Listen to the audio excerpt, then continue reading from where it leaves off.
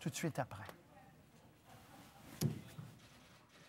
Alors, bonjour et bienvenue à cette conférence de presse du premier ministre François Legault, accompagné de la ministre de la Santé et des Services sociaux, Danielle Mécan, et du directeur national de la santé publique, Horacio Arruda. À vous. Oui, bonjour tout le monde. Mais d'abord, vous dire que le masque que je porte aujourd'hui était fabriqué par Mme Madeleine Lebel et Paulette Vallée du Cercle des fermières Sainte-Monique-les-Saules, ici à Québec. Donc, encore une fois, je vous invite, quand vous sortez de chez vous, à mettre un masque. Et si vous êtes capable d'acheter un masque qui est fait au Québec. Bilan de la journée, on rapporte 51 décès, un total de 3 647. Donc, mes condoléances aux familles, aux proches des victimes. On a maintenant 44 197 cas confirmés à la COVID-19, une augmentation de 570. Puis, il faut tenir compte qu'il y en a au moins 12 500 qui sont guéris parmi les 44 000. On a 1 784 personnes hospitalisées, une augmentation de 13, 180 personnes aux soins intensifs, une augmentation de 1. Donc, en général, des bonnes nouvelles. D'abord, le plus bas total de nouveaux cas depuis le 11 avril. Ensuite, la situation dans les hôpitaux continue d'être stable. Puis, le nombre de décès continue est en baisse par rapport aux semaines précédentes. Autre bonne nouvelle, hier, on a 145 employés de plus qui sont revenus dans le réseau. Donc, ça continue de s'améliorer, mais il y a encore, c'est important de le dire, beaucoup de travail à faire. La plupart des postes sont comblés. Ça, quand on entend à propos de Je contribue, là, la plupart des postes sont comblés, mais par contre, c'est important de le dire, c'est qu'il y a 10 000 personnes qui ont été embauchées par Je contribue, puis on a 1 000 soldats. Donc, comme on peut le voir, il y a beaucoup d'employés qui n'ont pas toutes les qualifications habituelles qu'on exige. Donc, ça demeure très difficile dans le réseau de la santé. Et je veux dire quelques mots sur le syndicat de la FIC. Tantôt, devant nos bureaux, le syndicat des infirmières, la FIC, a fait une manifestation. Bon, évidemment, ça me déçoit. La principale revendication de la FIC, c'est d'augmenter les ratios, donc augmenter le nombre d'infirmières. Ce qu'il faut comprendre, c'est que depuis qu'on est au gouvernement, depuis 1 an et demi, on a beaucoup augmenté le nombre de postes, à peu près à tous les niveaux, infirmières, préposées et autres. Mais malheureusement, beaucoup de postes sont restés non comblés. Donc, c'est un peu théorique de dire qu'il faudrait augmenter encore plus le nombre de postes, alors que les postes qui sont déjà affichés ne sont pas comblés. Donc, je comprends là, que cette revendication-là est une revendication qui date d'il y a longtemps, mais il faut d'abord reconnaître qu'on a beaucoup augmenté les postes, puis les postes ne sont pas comblés. Comment on fait pour combler les postes? Bien, première chose, augmenter de façon permanente les salaires des préposés aux bénéficiaires. Je pense que c'est assez simple à comprendre que si demain matin, on a plus de préposés aux bénéficiaires qualifiés, bien, ça va soulager une partie du travail des infirmières. L'autre problème qu'on a essayé de faire avec des primes temporaires, on est ouvert à en discuter pour les avoir de façon permanente, c'est d'encourager, d'inciter le travail à temps plein. Quand on pense à ça, il n'y a pas une organisation, là, publique ou privée, qui pourrait fonctionner comme on le fait actuellement avec la moitié de ses effectifs qui sont à temps partiel. Donc, il faut vraiment trouver des incitatifs financiers pour que les postes à temps plein, incluant les postes de nuit, de soir, de fin de semaine, soient comblés. Donc, on revient à toute la question aussi des augmentations de salaire différenciées. Il me semble que c'est le gros bon sens de dire on devrait plus augmenter le salaire des postes qui ne sont pas comblés que des postes qui sont comblés. Donc, puis, moi, je veux juste dire aux infirmières, là, je suis très conscient que les conditions sont difficiles. On ne peut pas travailler avec 10 000 employés nouveaux, pas nécessairement qualifiés, des milliers de postes non comblés, 10 000 personnes du réseau qui sont en congé de maladie ou en congé toujours. C'est clair que pour les infirmières qui restent, c'est très difficile. Mais moi, ce que je souhaiterais, c'est qu'on travaille ensemble, à la table, à essayer de dessiner des incitatifs pour attirer, pour combler les postes. On est ouvert à discuter des ratios, là. Donc, avant d'ajouter des personnes, bien, peut-on commencer par combler les postes qu'on a annoncés depuis 1 an et demi? On avait pris l'engagement en campagne électorale d'augmenter les budgets dans les CHSLD, dans les soins à domicile, un peu partout dans le réseau de la santé. On le fait, mais malheureusement, beaucoup de postes sont restés non comblés. Entre autres, beaucoup de postes de préposés aux bénéficiaires, puis beaucoup trop de postes sont à temps partiel. Donc, moi, je lance un appel au syndicat des infirmières, à la FIC, d'essayer de trouver ensemble des solutions pour que notre réseau fonctionne, pour que les conditions de travail soient moins difficiles pour les infirmières. Et donc, je pense que ça devrait se faire à la table plutôt que dans des manifestations devant mon bureau. Je conclus sur la situation quand même. Nombre de cas, nombre de décès, nombre d'hospitalisations, on le voit. On reprend tranquillement le contrôle sur le virus, mais la partie n'est pas gagnée. Puis ça, c'est important de le répéter. Le virus, la COVID-19 est toujours là. Le virus rôde, puis pas juste à Montréal, partout au Québec. Donc, c'est important de se protéger. C'est important de protéger les autres. Puis oui, on est content de déconfiner graduellement, mais si le virus se propage, recommence à se propager trop rapidement, bien, il va falloir remettre le Québec sur pause. Puis on ne souhaite pas ça, personne. Puis pour éviter que ça arrive, bien, il faut respecter les consignes. Donc, rester à 2 mètres, rester à 6 pieds des autres personnes, mettre un masque, entre autres, quand on va dans le transport en commun, quand on va dans les commerces. Puis je ne parle pas seulement de Montréal, partout au Québec. Donc, mettre le masque quand vous vous trouvez dans un lieu public où il y a plusieurs personnes. Mes remerciements du jour, c'est la Journée nationale des préposés aux bénéficiaires. Je le disais tantôt, ça fait longtemps qu'on essaye d'augmenter le salaire des préposés aux bénéficiaires. En plus, les préposés travaillent dans des conditions qui sont difficiles parce qu'il y a beaucoup de postes de pas comblés. Il y a 10 000 personnes qui n'ont pas nécessairement toute la formation pour travailler actuellement dans le réseau de la santé, mais qui viennent donner un coup de main. Puis d'ailleurs, je les remercie eux autres aussi, mais je veux quand même dire toute mon admiration pour les préposés aux bénéficiaires. C'est un poste qui a été trop longtemps sous-valorisé. Il faut trouver une manière de mieux les payer. Il faut trouver une manière que dans notre société, les préposés aux bénéficiaires soient vus comme étant des personnes qui font un travail qui est important auprès des personnes vulnérables qui en ont besoin. Donc, je veux évidemment profiter de la journée pour remercier tous les préposés aux bénéficiaires. Puis je pense que la meilleure façon de les remercier, c'est de suivre les consignes. C'est une question de respect. Il y a du monde qui travaille fort dans le réseau de la santé. Ce n'est pas le temps d'aller envoyer des gens dans les hôpitaux de façon inutile parce qu'on n'a pas respecté les consignes. Donc, on doit jouer en équipe. Puis, comme on dirait au hockey, ce n'est pas le temps de pogner une punition niaiseuse puis perdre le match, là. Donc, on veut être certain que tout le monde suive les consignes et je compte sur les Québécois.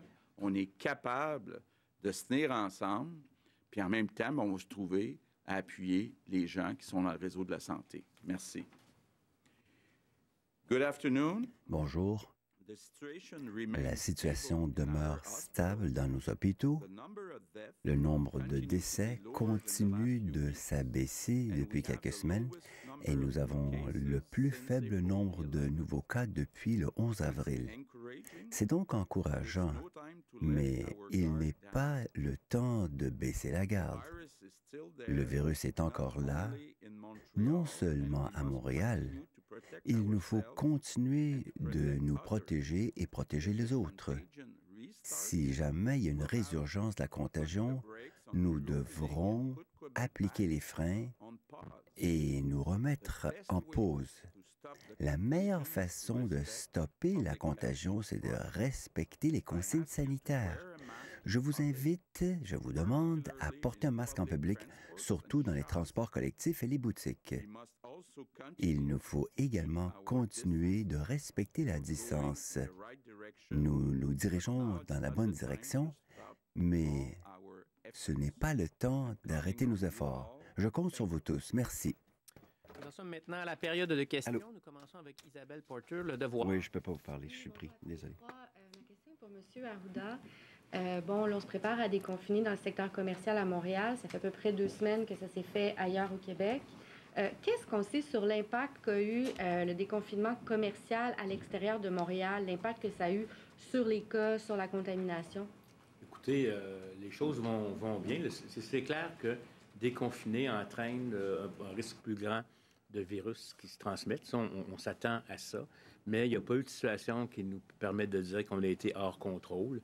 Il peut y avoir des éclosions. Je me souviens qu'il y a eu des éclosions dans une usine de transformation de viande, mais qui a été mis sous contrôle.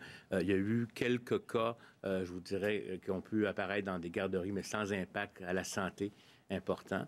Donc, actuellement, le déconfinement à l'extérieur de la CMM fonctionne de la façon dont on s'y attendait dans les faits. Parce que c'est clair, déconfiner veut dire automatiquement une certaine transmission, mais on n'a pas eu de foyer important autre que ce qui est attendu comme tel, puis on n'a pas eu non plus, je vous dirais, de situation hors contrôle.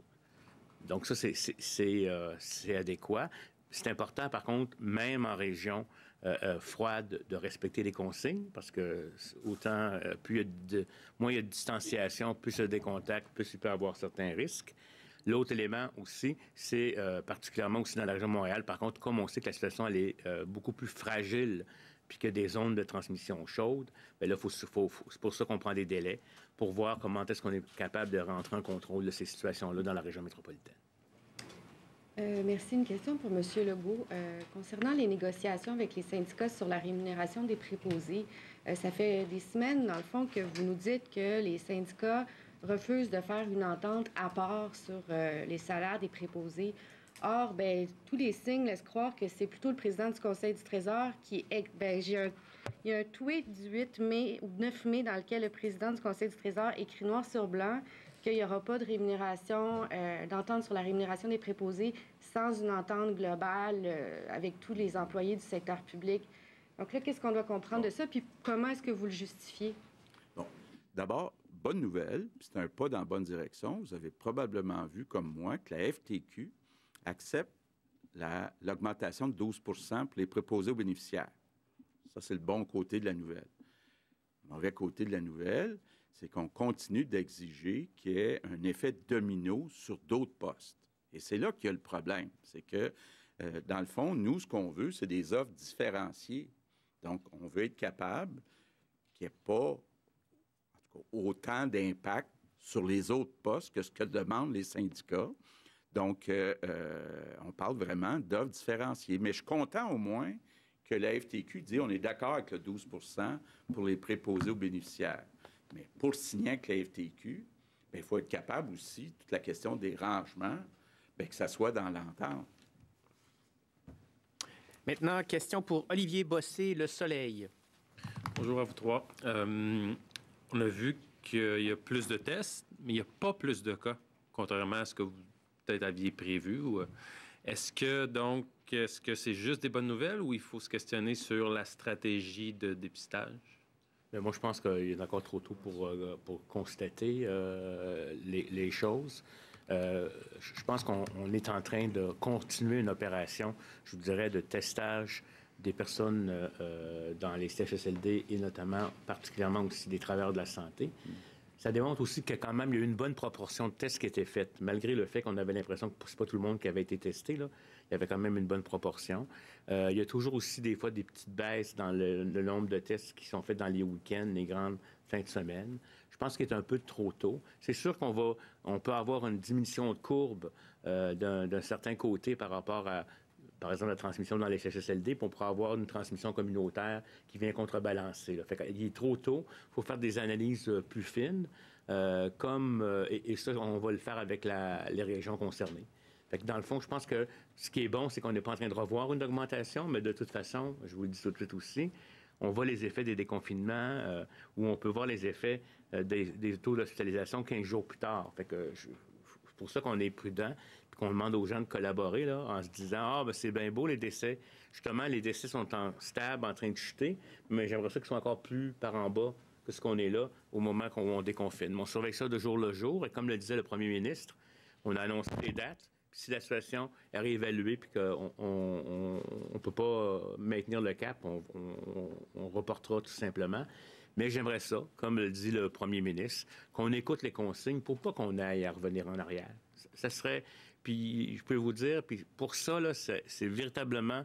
On n'est plus dans la pause, on est dans une réouverture, mais on n'est pas dans un relâchement de la distanciation. On n'est pas dans un relâchement de la distanciation, puis on doit maintenir les mesures d'hygiène, d'étiquette respiratoire et de port du masque en public si on ne peut pas respecter le 2 mètres. Merci. Madame la ministre, je me demandais quel bilan vous faisiez de l'implication des médecins dans les CHSLD. Là, vu que les chirurgies électives reprennent peu à peu, je comprends qu'il y en ait moins, mais on s'est rendu jusqu'à combien? Puis quel bilan, en fait, de ça? Est-ce que c'est positif ou c'est un échec? Ou... Non, moi, je pense que c'est positif. Je pense qu'on a eu, là, de mémoire, 2000 médecins spécialistes et 1000 omnipraticiens en tout et partout. Mais évidemment, là, c'est pas du temps plein. Là, hein? C'était des gens qui venaient, ça pouvait être pour un quart de travail, ça pourrait être pour 2. C'était... je pense, la plupart du temps, à temps partiel, mais écoutez, ça nous a aidés certainement. On en a encore une centaine par jour là, qui viennent nous aider. Puis effectivement, les activités, comme vous dites, reprennent là, dans les hôpitaux, notamment les chirurgies. Alors, il y en a beaucoup qui sont retournés, mais je pense que dans la période où on en a eu davantage, là, qui sont venus nous aider, ça a fait une différence. Ça a fait une différence. Maintenant, question pour Mathieu Dion, Radio-Canada. Bonjour à vous trois. Est-ce que vous pourriez nous donner un horizon quant à la réouverture des soins personnels, comme les dentistes, les salons de coiffure, les campings, restaurants, centres d'achat, et tours à bureau aussi, parce que c'est pas fait pour tout le monde, le télétravail. Il y en a beaucoup qui se posent des questions. Pourriez-vous nous donner un horizon? Bon, juste vous dire, d'abord, au cours des prochains jours, donc je l'espère cette semaine, on va être capable d'annoncer des nouvelles pour les services, les coiffeurs, les massothérapeutes, les camps de jour, les rassemblements. Donc, je vous demande d'être patient. Là, on travaille là-dessus. On devrait être capable d'annoncer ça dans les prochains jours. Question sur le PEC maintenant, le programme d'expérience québécoise. Son resserrement, est-ce qu'il va passer par une exigence plus élevée pour ce qui est des années d'expérience pour les diplômés et les travailleurs temporaires? Et pourquoi c'est nécessaire de procéder de cette façon, le cas échéant? On est encore en analyse sur le PEC. Donc, le dossier n'est même pas encore arrivé au Conseil des ministres. Donc, il y a plusieurs scénarios qui sont regardés. C'est certain qu'on veut des étudiants étrangers. Bon, concernant l'immigration de façon générale, pour l'année prochaine, on n'exclut pas de réduire les seuils.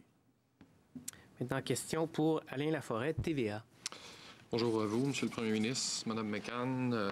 Arruda. Madame la ministre, une note de service circule à la Cité de Laval. Vous avez été mis au courant, là, qui date du 15 mai, où on dit que les gens peuvent passer, il me semble que ça fait 50 fois que vous le dites, là, peuvent passer de zone froide à zone chaude. Même il y a une préposée aujourd'hui à Fernand-Laroche qui a refusé d'y aller en disant à son syndicat, moi, c'est pas vrai, je vais passer d'une zone chaude à une zone froide. Qu'est-ce que vous allez faire pour faire passer le message? Parce que c'est normal que ça arrive encore. Bien, écoutez, oui, je suis au courant de la situation. Puis là, je vais essayer d'être assez claire, le plus clair possible, parce que c'est pas simple. D'abord, il est vrai que j'ai toujours répété, et je le répète encore, que dans les CHSLD, il faut qu'il y ait des équipes dédiées. Donc, des gens qui travaillent en zone chaude seulement, d'autres équipes qui travaillent en zone froide seulement. En CHSLD, c'est fondamental. On a là des espaces plus restreints. On a là des personnes qui sont très vulnérables, on le sait. Alors, ça demeure une orientation qui doit être appliquée partout en CHSLD. En milieu hospitalier, on parle de d'autres choses. Puis on parle, dans la note dont on fait mention, d'un secteur en particulier, la néonatologie, mère-enfant et pédiatrie.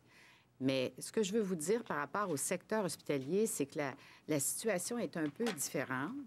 C'est clair que dans la même journée, on ne peut pas passer d'une zone chaude à une zone froide. C'est proscrit. Mais quand on revient le lendemain, après, évidemment, avoir changé de vêtements, avoir pris une bonne douche, être lavé complètement, on peut revenir en zone froide, mais avec tout l'équipement de protection aussi. Et on sait que dans le milieu hospitalier, les gens sont très habitués au matériel de protection complet, visière, jaquette, gants, masques. Alors, et c'est partout maintenant. Au niveau du secteur hospitalier, tout le matériel de protection doit être porté et dans les zones froides et dans les zones chaudes. La même journée, jamais passer d'une zone chaude à une zone froide. Le contraire, par exemple, de passer d'une zone froide à une zone chaude dans la même journée, si par exemple il y a un temps supplémentaire, ça peut arriver. Mais l'envers, là, de passer d'une zone chaude à une zone froide, proscrit complètement dans la même journée. Je ne sais pas si c'est assez clair, là, mais c'est une gymnastique qui est très, très importante au niveau de la prévention des infections. Et vous voyez que je fais une différence entre les CHSLD et le secteur hospitalier. Restons dans le secteur hospitalier. Vous avez annoncé hier une reprise graduelle des chirurgies dans la région de Montréal à 40 70 en zone médiane et ailleurs à 100 Est-ce que vous avez l'équipement nécessaire pour faire en sorte qu'il y ait une reprise à 100 à l'extérieur? Oui, je pense que l'équipement, on a résolu beaucoup des problèmes qu'on avait au départ d'approvisionnement et on est capable aussi au niveau des médicaments. Parce qu'on a eu aussi cette situation, cet enjeu. Ça s'est résorbé, mais ce n'est pas non plus une situation il faut absolument la suivre de façon très rigoureuse. On a fait aussi des changements dans nos processus. Et ça me permet de vous dire aussi que pour Montréal, même si j'ai dit, la grande région de Montréal, que c'est à 40 pour le moment, ce qu'on souhaite avec l'évolution des choses, plus de personnel disponible, par exemple, mais aussi des ententes avec des cliniques privées, des centres médicaux spécialisés, allonger des heures de travail, la fin de semaine, le soir. Avec ces stratégies-là, peut-être aussi opérer des gens dans d'autres régions, qu'on va aller au-delà du 40 bien sûr.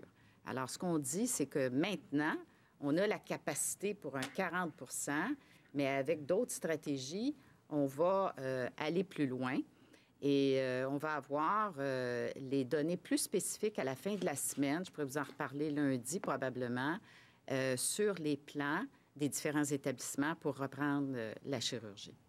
Maintenant, question pour Louis Lacroix, Cogeco Nouvelles. Bonjour, Monsieur le Premier ministre, Mme McCann, M. Arruda. Il semble y avoir des statistiques intéressantes. Hier, c'était 34 morts. Aujourd'hui, c'est 51. Évidemment, c'est regrettable, mais c'est moins élevé que ce qu'on a connu depuis quelques semaines. Aujourd'hui, le nombre de nouveaux cas baisse également. Qu'en est-il de la situation des CHSLD? Est-ce qu'on note également dans la région de Montréal, entre autres, une amélioration là aussi? Est-ce que les cas sont moins importants? Qu'est-ce que vous pouvez nous dire sur cette situation critique-là? Ouais, je pourrais vous dire de façon générale que le nombre de CHSLD qui ont plus de 15 de personnes infectées a quand même pas mal diminué. Donc, ça, c'est encourageant. Par contre, il y a des nouveaux CHSLD qui ont quelques cas, donc des CHSLD qui sont nouvellement infectés. Donc, la situation, de certains points de vue, va mieux, puis dans d'autres, va moins bien. Donc, il y a encore du travail à faire. Je ne sais pas si, Daniel, tu voulais rajouter. Oui. Puis, on fait un travail considérable au niveau de la prévention des infections qui va se traduire par un plan substantiel de pratiques en prévention des infections dans les CHSLD pour que ça reste là, pour le futur. Là. On va donner des moyens aux CHSLD d'instaurer des pratiques de prévention des infections encore plus fortes. C'est en cours maintenant. On a davantage de personnel qui s'occupe de la prévention des infections. On remet du personnel qui, malheureusement, avait été coupé dans les années précédentes, des infirmières en prévention des infections. On a même la Croix-Rouge qui nous aide là-dessus. Et des conseillers aussi au niveau des infirmières, des conseillères en sciences infirmières. Donc, un plan vraiment complet en prévention des infections qui va rester, qui est permanent au niveau des CHSLD et qui s'instaure actuellement. Si vous me permettez, Madame la Première ministre, Monsieur le Premier ministre, je trouve ça important aussi de mentionner là, que c'est un virus qui est malicieux. Il est encore présent au Québec. Là. Il n'est pas disparu. Et ça, je pense qu'il faut vraiment qu'on le comprenne, même dans les zones froides. C'est important de respecter les consignes de distanciation, etc. On va avoir des cas de personnes âgées qui vivent à domicile. On va avoir des cas de personnes âgées qui vivent dans les résidences pour personnes âgées. On n'espère pas avoir des cas en quantité pour qu'un CHSLD ou une RPA, toutes les unités soient atteintes. Mais c'est très important que vous compreniez que ce virus-là, il pourrait venir d'un de vos propres enfants qui ne sait pas qu'il est infecté, puis qui, pour bien faire, va peut-être venir et éviter la distanciation. Fait que si vous êtes à risque, si vous avez des maladies chroniques, c'est important encore plus de respecter les consignes parce que c'est dans la communauté qu'il va finir par arriver. Il n'est pas disparu. Il est là. C'est un malicieux. Il rentre chez vous, puis vous ne savez pas, puis vous êtes déjà en train de contaminer d'autres personnes. Je ne veux pas faire peur, mais je veux qu'on soit conscient de ça parce que la problématique des CHSLD, elle a été très importante. On a eu beaucoup de problèmes. Puis ce qu'on veut éviter, c'est que ça se répète dans d'autres types de milieux. Et même si vous êtes à la maison, mais vous avez un certain âge, vous avez des maladies chroniques, bien, si vous ne respectez pas les consignes, vous pourriez être un malheureux décès de plus. Moi, j'ajouterais qu'évidemment, on ajoute du personnel, bien entendu. Alors, ça aussi, c'est des choses qui vont rester pour le futur. Et donc, on veut que la situation s'améliore, puis on va continuer aussi de travailler au niveau du maintien à domicile. Parce que, comme le dit le Dr Arruda, ça, c'est l'autre endroit où il faut être extrêmement prudent et avoir des pratiques rigoureuses. Et je veux mentionner aussi la présence des médecins de famille, là. Les médecins de famille en CHSLD et à domicile. D'ailleurs, c'est la journée internationale des médecins de famille aussi, comme c'est la journée internationale des préposés aux bénéficiaires et des inhalothérapeutes. Les médecins de famille, c'est fondamental là, en CHSLD puis au maintien à domicile. Alors, ce sont des choses qu'on veut renforcer à partir de maintenant. Là, on travaille déjà là-dessus et pour la suite des choses. Est-ce que vous avez évalué l'impact que ça va avoir sur le budget de la santé, toutes les mesures qui vont rester? Je ne parle pas là, de ce que vous avez dépensé dans la situation d'urgence, mais parce que là, bon, vous dites on va instaurer de nouvelles pratiques en prévention. Il va y avoir davantage de ce qu'on comprend de personnel en CHSLD, dans les hôpitaux également, pour essayer de ramener les situations dont on s'est rendu compte qu'elles n'étaient pas normales, là. Quel va être l'impact de l'augmentation sur le budget du ministère de la Santé? Est-ce que vous êtes en mesure de l'évaluer en ce moment? OK. Des mesures qui vont rester. Ouais. D'abord, dans les mesures qui ont été mises en place, là, il y en a pour à peu près 3 milliards. La grande majorité, ce sont des mesures qui sont non récurrentes, là. Par contre, je l'ai dit, on veut faire une réforme dans les CHSLD où il y aura des dépenses récurrentes qui seront ajoutées. Il faut aussi se rappeler que depuis 1 an et demi, on a augmenté de façon importante les budgets en santé, que ce soit les soins à domicile, que ce soit les CHSLD, que ce soit dans les hôpitaux. Mais par contre, une grande partie de ces budgets-là n'ont jamais été dépensés. Donc, je reviens un peu à ce que je disais tantôt, c'est que malgré les efforts budgétaires qu'on a faits, on s'est ramassé le 31 mars, à la fin de l'année, avec beaucoup d'argent pas dépensé parce que les postes n'ont pas été comblés. Donc, c'est certain que si déjà on arrivait, puis c'est assez drôle de dire ça, là, mais à dépenser l'argent qu'on veut dépenser en santé, bien déjà, on aurait des milliers de postes de plus dans le réseau de la santé. Mais le gros défi qu'on a actuellement, c'est de combler les postes. Donc, ça prend les meilleurs salaires pour les préposés aux bénéficiaires. Mais, comme je disais tantôt, c'est certain que s'il y a plus de préposés aux bénéficiaires, ça rend les conditions de travail plus faciles pour les infirmières. Donc, ça rend les postes d'infirmières plus attirants aussi. Actuellement, c'est pas trop attirant d'aller dans le réseau de la santé parce qu'il y a moins de personnes qui font la job, qui devrait être faite par plus de personnes, donc qui travaillent plus fort encore. Donc, c'est comme un cercle vicieux parce qu'il manque de personnes, parce qu'il y a des postes de pas comblés. La job est encore plus difficile.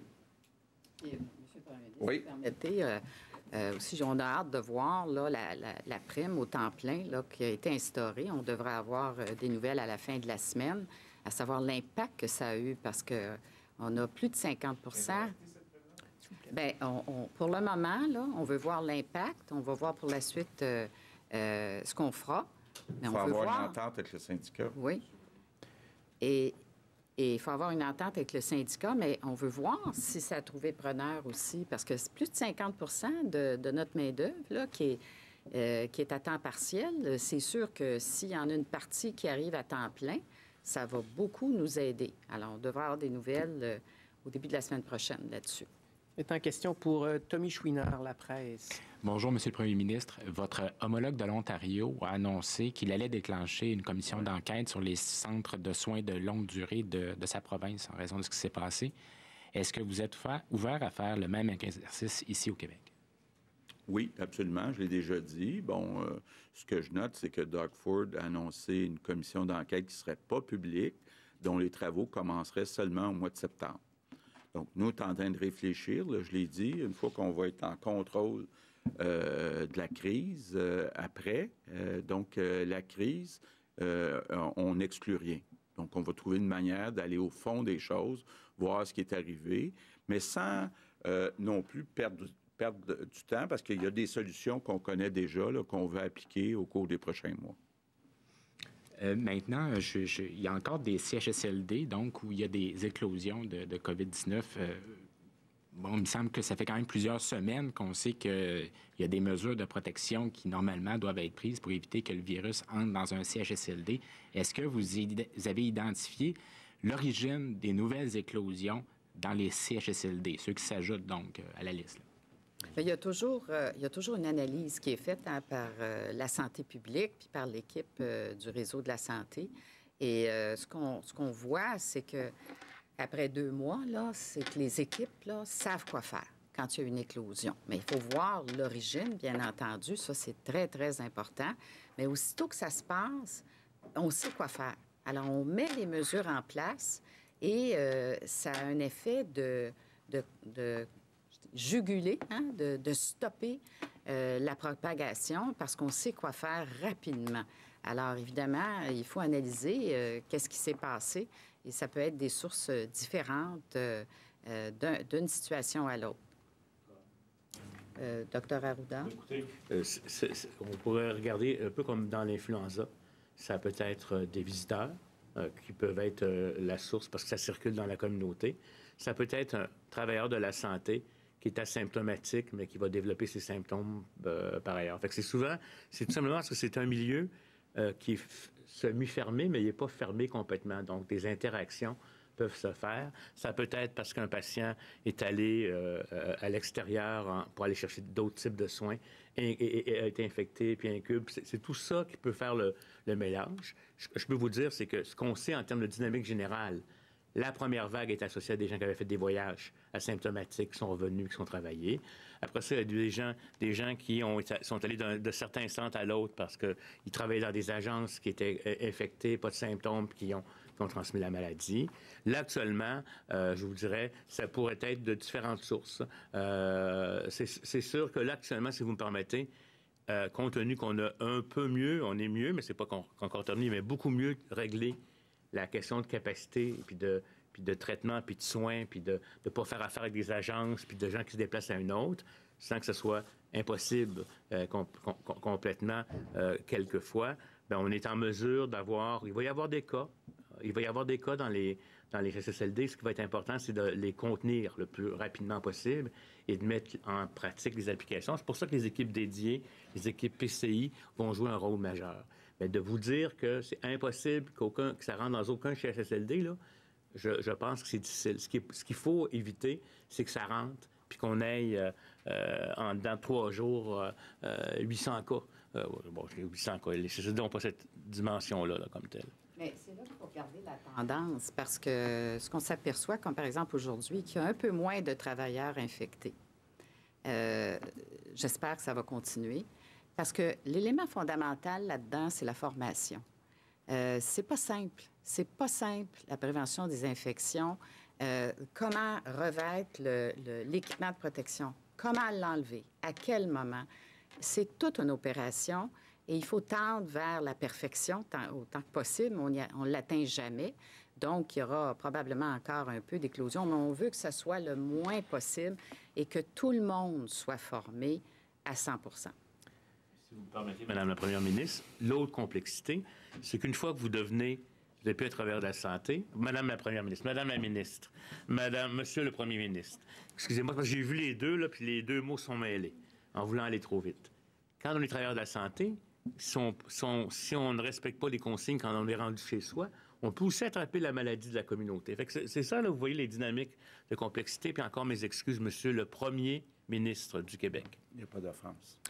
Maintenant, si vous me permettez, je me réserve une question pour moi. Patrice Bergeron, la presse canadienne. Pour revenir sur la question donc des négociations dans le secteur public, la FTQ a donc déposé une offre, on en a parlé tout à l'heure, 2 % par an pendant 3 ans, avec le 12 % d'augmentation pour les préposés. On réalise que c'est vraiment pas loin de l'offre que vous avez vous-même déposée, 1,75, 1,5, je crois. Qu'est-ce qui vous manque pour signer, pour dire oui à cette offre-là, M. Legault? Bien, je le disais tantôt, c'est l'impact de l'augmentation de 12 % des préposés aux bénéficiaires sur le rangement des autres postes. Là. Donc, c'est là qu'il y a encore des discussions à avoir, entre autres. Également, vous avez évoqué tout à l'heure donc les dates de déconfinement pour certaines professions, notamment salon de coiffure, esthétique, etc. Vous avez dit hier que vous avez eu une réunion en soirée pour fixer un calendrier avec des dates précises, sport d'équipe, rassemblement, etc. Est-ce que cette réunion-là, notamment, s'est passée avec la santé publique pour approbation? Et puis, est-ce que vous êtes arrivé à un calendrier précis maintenant? La réunion a eu lieu. Il y a encore des discussions à y avoir. Et ce que je disais tantôt, c'est qu'on devrait être en mesure, dans les prochains jours, de pouvoir déposer ce plan. Maintenant, dernière question pour Patrick Belrose, Journal de Québec. Oui, bonjour à tous. Monsieur le Premier ministre, comme vous mentionnez tantôt, c'est la journée des préposés aux bénéficiaires. Je me demandais, est-ce que vous prévoyez quelque chose pour honorer les préposés aux bénéficiaires qui sont décédés dans le cadre de la pandémie, et donc d'une façon symbolique dans un premier temps? Et est-ce qu'on pourrait aussi indemniser ces travailleurs-là ou en fait leurs survivants? Bon. J'ai demandé effectivement à quelques personnes là, de regarder comment on peut rendre hommage à toutes les personnes qui sont décédées, aussi aux employés du réseau de la santé qui sont décédés. Donc, c'est sous analyse actuellement. Bon, vous avez vu qu'on a rendu hommage puis qu'on a aussi mis le drapeau en berne mercredi dernier avec l'appui de toutes les partis d'opposition. Donc, on est en train de regarder là, ce qui peut être fait à la mémoire de toutes ces personnes-là. Et pour ce qui est d'un aspect de dédommagement, disons, pour ces gens-là qui ont été au front? Je ne suis pas au courant là, de cette partie-là. Sur les seuils d'immigration, pour juste donner un ordre de grandeur, de la baisse des seuils? Est-ce qu'on va passer sous le 40 000 un peu symbolique là, dont on parlait? Il est encore trop tôt là, pour dire exactement. Il faudrait d'abord voir. D'abord, il n'est pas question de changer les seuils pour 2020. Donc, ça, c'est la première chose. Pour ce qui est de 2021, bien, la première question à se poser, c'est à combien s'établira le taux de chômage en 2021? C'est difficile d'avoir une réponse exacte. Donc, on va d'abord essayer d'avoir le maximum de spécialistes qui vont répondre à cette question-là, puis ensuite ajuster, avoir des discussions avec le gouvernement fédéral. Mais non, excusez, c'est parce que là, on peut pas relancer tout le temps les questions. Ça demande une certaine discipline à tout le monde, là. Vous en avez parlé beaucoup on est rendu à la aujourd'hui. période de questions en anglais. S'il vous plaît, s'il vous plaît. Collègues, bon, alors, nous en sommes maintenant à la période de questions en anglais. Phil Autier, de Gazette. Good day. Bonjour. You mentioned there's been Vous avez mentionné qu'il y a une nouvelle éclosion dans un CHSLD. Pouvez-vous nous donner davantage de détails, s'il vous plaît, sur l'endroit de cette éclosion? Madame McCann vient de dire que les équipes sont mieux formées et arrivent à mieux maîtriser les flambées. Mais avez-vous plus de renseignements? Réponse. C'est arrivé tout récemment dans 2 résidences dans la région de Québec. Dans la ville de Québec? Exact. J'ai eu le rapport à cet égard et comme j'ai déjà mentionné en français, les équipes sont très bien formées maintenant pour circonscrire toute propagation, donc les mesures ont été prises. Question, est-ce qu'il y a eu des décès? Réponse, je n'ai pas les détails parce que c'est tout récent.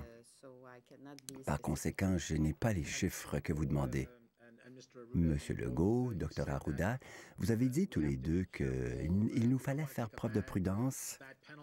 On ne veut pas avoir une pénalité au pire moment dans un match de hockey. Quelle est votre évaluation de la situation qui est prévue à Montréal maintenant quant à la transmission communautaire? Est-ce que c'est maîtrisé comme situation? Et comment Montréal se porte-t-elle? Réponse. Je crois que les indicateurs de Montréal sont à la baisse, une baisse lente, c'est vrai. Donc, la situation est maîtrisée.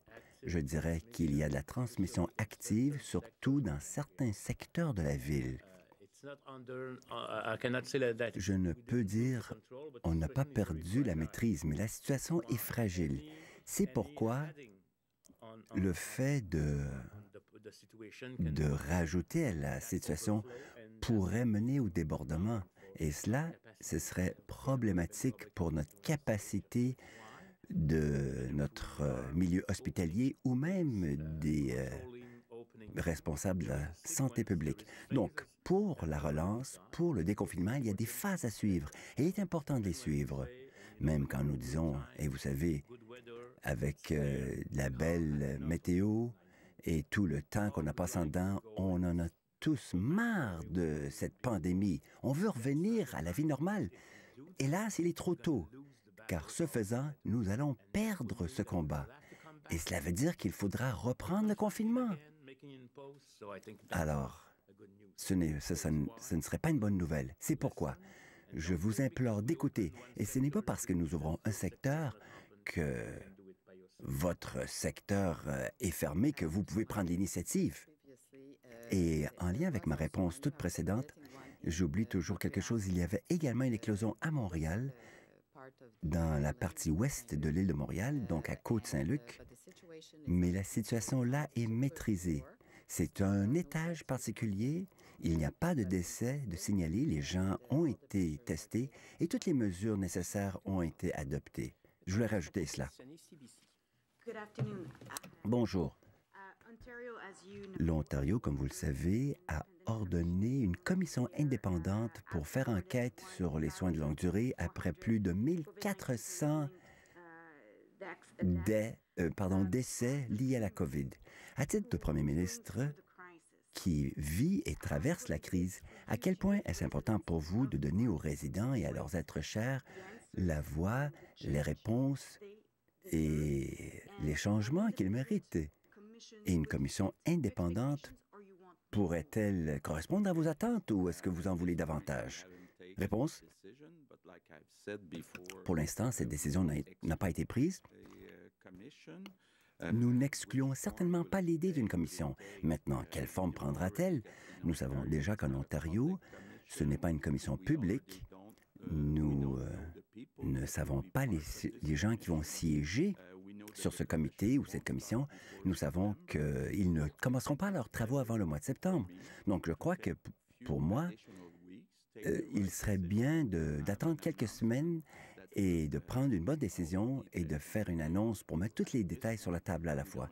Pour l'instant, on n'exclut pas cette façon d'opérer. Bien sûr, j'aimerais savoir tout à fait ce qui est arrivé, aller au fond des choses. Et puis, quelles sont les solutions envisageables, les changements qu'il nous faut apporter afin de s'assurer que cela ne se reproduise guère? Deuxième question. Sur la chaîne Reitmans. Après Aldo... Pardon, c'est Reitmans, l'accent, c'est moi.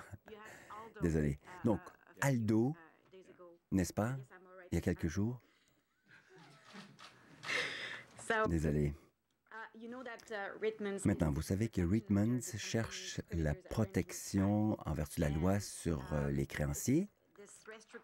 Ce plan est nécessaire en lien avec la pandémie. Le PDG a dit que c'est la décision la plus difficile qu'ils ont eu à prendre sur le plan organisationnel après plus de 100 ans en affaires. Quelle est votre réaction personnelle comme ancien homme d'affaires?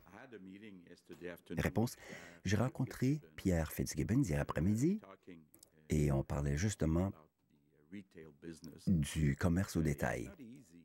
Ce n'est pas chose facile, savez-vous, parce que vous avez le gouvernement fédéral d'un côté, vous avez également les propriétaires des différents immeubles.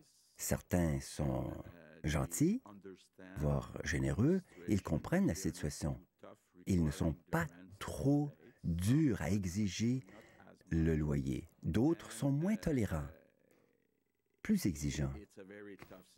Donc la situation est vraiment épineuse. Moi, je comprends ce que c'est pour ces entreprises, pour ces dirigeants d'entreprises.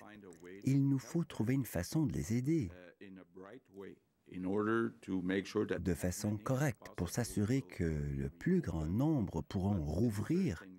Mais dans certains cas, maintenant, il nous faut également composer avec les propriétaires des avoirs. Donc, nous travaillons là-dessus. J'espère que d'ici quelques semaines, nous pourrons annoncer quelque chose. Mais Pierre Fitzgibbon travaille d'arrache-pied afin de s'assurer que le plus grand nombre de détaillants, y inclut de grandes chaînes comme Reitmans, pardon, voilà, et d'autres puissent s'en sortir. Nous voulons qu'ils survivent, c'est clair. Peut-être le dire en français. J'ai eu une rencontre hier après-midi avec le ministre de l'Économie, Pierre Fitzgibbon, pour discuter, entre autres, de la situation dans le monde du commerce de détail. Et il y a plusieurs enjeux qui ne sont pas faciles à mettre ensemble. D'abord, il y a la contribution du gouvernement fédéral. Puis il y a aussi la place des propriétaires d'immeubles, de centres d'achat, qui n'ont pas tous eu la même réaction suite à la crise qu'on vit actuellement. Donc, on veut évidemment que le maximum de commerce de détail soit en mesure de réouvrir, surtout qu'on parle là, de réouverture le 25 mai, puis on l'espère bientôt dans les centres d'achat. Il y a aussi la tendance de fond sur la vente en ligne. C'est possible que la vente en ligne passe de 10 à 20 à 30 donc qu'au total, qu'il y ait moins de besoin pour de l'espace de commerce de détail. Donc, il faut essayer de tout mettre ça ensemble, prendre les meilleures décisions. Évidemment, il y a les grandes chaînes, il y a les petits magasins en région, à certains cas. Donc, chaque cas est différent. On est en train de voir là, comment mettre en place un programme qui serait complémentaire à ce qui se fait au gouvernement fédéral. Samuel Pouliot, CTV. Bonjour. Le Canada et les États-Unis se sont mis d'accord pour prolonger la fermeture de la frontière. Êtes-vous satisfait dans cette décision? Est-ce que vous voudriez que ce soit prolongé davantage? Réponse. Premièrement, je suis très content. C'était une demande que j'avais formulée en rencontrant M. Trudeau à quelques reprises depuis quelques semaines. Donc, je suis content que nous aurons au moins un autre mois d'interdiction de franchissement de la frontière. Pour ma part, j'aimerais un autre mois, le mois de juillet, par exemple. Je pense que jusqu'à ce que nous ayons vraiment la maîtrise de la situation, la dernière chose que nous voudrions, ce sont des New-Yorkais qui viennent à Montréal et ainsi risquer de nous faire revivre une éclosion, une nouvelle flambée. Donc, je suis très content devant ce mois supplémentaire. J'aimerais avoir aussi le mois de juillet. Question. Les Sœurs de la Providence disent qu'elles perdent du personnel parce qu'elles font plus dans le système public. Allez-vous envisager une compensation, par exemple par une augmentation de la rémunération? Réponse. Cela fait partie de notre analyse. Nous comprenons très bien que quand vous augmentez le salaire dans le secteur public, que cela a un impact sur le secteur privé, y inclut la congrégation que vous avez mentionnée. Donc, nous procédons à des analyses et des évaluations des conséquences d'une aide apportée au secteur privé. Nous y travaillons. Question. Depuis l'annulation des écoles, les parents nous rapportent que tout à coup, ils ont beaucoup de rattrapage à faire avant la fin de l'année scolaire.